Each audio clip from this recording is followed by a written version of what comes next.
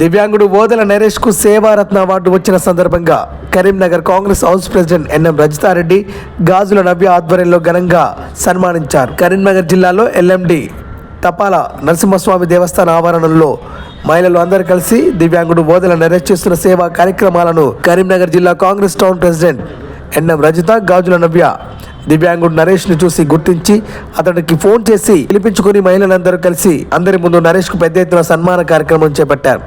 ఇతడు తెలంగాణ ఉద్యమంలో పాల్గొన్న వ్యక్తి. ఇతని మహిళలందరూ తరపున ప్రత్యేకంగా ధన్యవాదాలు తెలియజేశారు.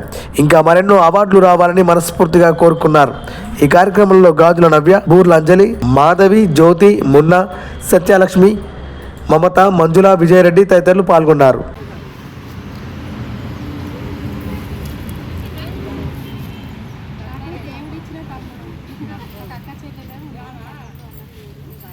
ఎప్పుడైతే అక్కని పరిచయం అయిందో అప్పటికి చాలా ప్రాణంగా చాలా సేవా గుణం బాగా ఉంది. సేవ చేస్తాడు. ప్రతి ఒక్కరు టెంపుల్కి వచ్చిన ఎవరికైనా అక్కని ఆదరిస్తాడు, అక్కని దగ్గరిపోతాడు. కానీ చాలా సేవలు చేసిండు. చాలా అన్ని రకాలుగా ఉంది. ప్రభుత్వం గుర్తించాలంటే బాగా టైం కాదు. మన వికలాంగుల దాంట్లో అందరు వికలాంగులు అంతా చూసి చూడగలుగుతుంటారు. తను